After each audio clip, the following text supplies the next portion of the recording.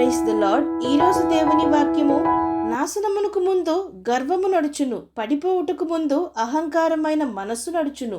సామెతల గ్రంథము 16వ అధ్యాయము 18వ వచనము. ప్రజలారా, భక్తుడి విధంగా అంటున్నాడు, మన జీవితము నశించిపోవుటకు ముందు మన యొక్క గర్వము నడుచును. మనము పడిపోవుటకు అనగా పతనమవుటకు ముందు మన అహంకారమైన మనస్సు నడుచును అని. ప్రజలారా, మన జీవితంలో ఈ గర్వము, అహంకారము అనున్నది మనల్ని పాడు చేసే పాపపు జాతికి చెందినవి. అవి మన జీవితాన్ని ఎంతగానో కుదిపివేయును, నాశనము చేయును, పాడు చేయును, ముదిరితే మృగంలా కూడా మార్చును.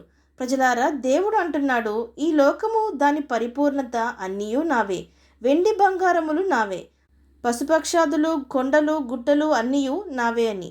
ప్రజలారా, మరి మనము కలిగి ఉన్న సమస్తము మన దేవుడు మనకిచ్చినవే. మరి మనము దేని గూర్చి అతిశయపడుచున్నాము? వేటిని ఆధారము చేసుకొని, వేటిని చూచుకొని గర్వపడుచున్నాము? ఇవి అపవాది యొక్క స్వభావములు. మొట్టమొదట దేవదూత పరలోకము నుండి త్రోయబడి అపవాదిగా, సాతానుగా, దురాత్మల సమూహములుగా మారుటకు కారణము ఈ అహంకారము, గర్వమే.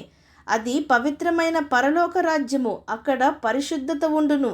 మన దేవునికే సమస్త మహిమ ఘనతలు కలుగవలెను.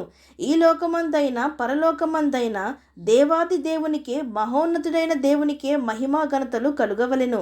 ఆయనకు రావాల్సిన ఘనతను, ఆయనకు రావాల్సిన మహిమను, హెచ్చుదలను మనము తీసుకొని మనల్ని మనమే హెచ్చించుకొని ఉంటే, గర్వముతో ఉంటే, తద్వారా అహంకారులుగా మారి మనము మరలా లేవలేనంతగా క్రిందకు మనము ఖచ్చితంగా పడిపోవదుము.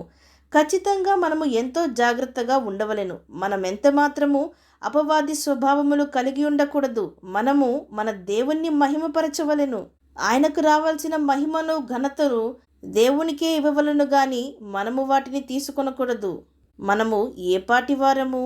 ప్రజలారా, దేవుడు మనల్ని ఖచ్చితంగా హెచ్చించును. ఆయన బిడ్డలకు, ఆయన సేవకులకు ఖచ్చితంగా ఈ లోకంలో దేవుడు ఘనతనిచ్చును. నిజమైన హెచ్చుదల, నిజమైన ఆశీర్వాదము, అభివృద్ధి, ఘనత దేవుని యొద్ద నుండి వచ్చును. గనుక మనము వాటిని పొందుకొని దేవునికి ఎల్లప్పుడూ కృతజ్ఞత గలవారై మరింత దీన మనస్కులై ఉండవలను తప్ప మనము గర్వమునకు, అహంకారమునకు చోటివ్వకూడదు. తగిన సమయంలో దేవుడు మనల్ని హెచ్చించు వరకు ఆయన బలిష్టమైన చేతి క్రింద దీన మనస్కులై ఉండవలను. మనల్ని మనమే హెచ్చించుకొని అనవసరమైన వాటికి చోటిచ్చి క్రింద పడిపోకూడదు. ప్రజలారా, హామాను గర్వించి మొర్దెకై తనకు నమస్కరించలేదని ఉరికంబమును మొర్దెకై కొరకు చేయించెను. కానీ దేవుడు అహంకారులను ఎదిరించి దీనులకు కృప అనుగ్రహించును. గనుక హామాను చేసుకున్న ఉరికంబము మీదనే అతను మరణశిక్షకు గురియాయెను. మొర్దెకై రాజు దృష్టిలో దయ పొందుకొని హెచ్చింపబడెను. దేవుడు అతనికి తోడయుండి అతన్ని హెచ్చించెను. రాజైన ఉజ్జియాను కూడా దేవుడు ఎంతగానో ఆశీర్వదించెను. దేవుడు అతన్ని వర్ధిల్లజేసెను. మొదట తాను దేవుడైన యెహోవా దృష్టికి యథార్థంగా ప్రవర్తించెను. అయితే ఎప్పుడైతే అతను స్థిరపడెనో అప్పుడు అతడు తన మనస్సున గర్వించి చెడిపోయెను. దేవుడైన యెహోవా మందిరంలోనికి ధూపము వేయుటకై తాను వెళ్ళెను. ఈ విధంగా తన హృదయము గర్వము వలె చెడిపోయెను. అహరోను సంతతి వారు చేయవలసిన పని తానే చేయుటకు పూనుకొనెను. కుష్ఠరోగంతో తాను జీవితకాలము జీవించి మరణించెను. ప్రజలారా, గర్వము, అహంకారము వీటి యొక్క ప్రతిఫలము నాశనమే.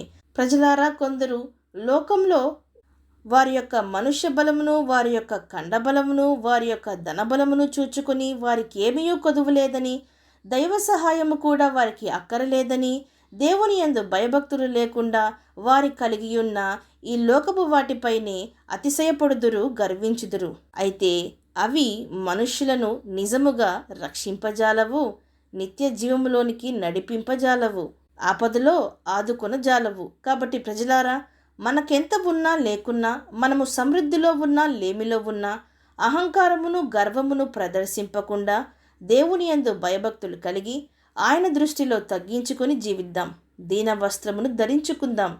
అహంకారము, గర్వమనే కలుపు మొక్కలు, విషపు మొక్కలు మనలో పెరిగి గూడు కట్టక మునిపే, మన జీవితాన్ని నాశనము చేయక మునిపే వాటిని అణిచివేసి వేర్లతో పాటు పెకలించి వేసి క్రీస్తునకు కలిగియున్న మనస్సును మనమును కలిగియుందాం. అవును అన్నవారు నాతో పాటు ప్రార్థనలో ఏకీభవించండి. ప్రార్థన. పరిశుద్ధుడా, ప్రేమగల తండ్రి, ఈరోజు మీరిచ్చిన ఈ వాక్యమును బట్టి మీకు స్తోత్రములు దేవా. ఆకాశ మహాకాశాలలో నివసించే దేవా, మా కొరకు దీనుడై ఈ లోకంలోనికి వచ్చి తగ్గించుకుని జీవించి మాకు రక్షణను అందించాలని, మాకు విధేయత నేర్పాలని, మాకు మాదిరిని ఉంచి వెళ్ళారు తండ్రి. మీకు స్తోత్రములు దేవా.